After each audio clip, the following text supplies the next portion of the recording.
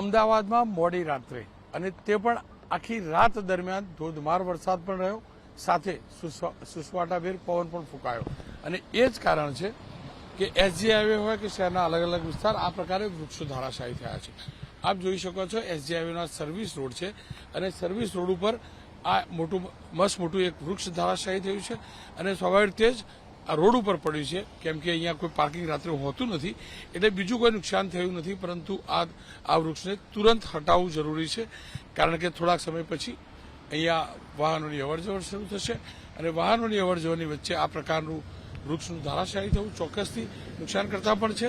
પરંતુ બીજી તરફ જોઈશું તો એસજીઆઈના સર્વિસ રોડ પર કેટલાક ઠેકાણે પાણીનો ભરાવ પણ જોવા મળી રહ્યો છે.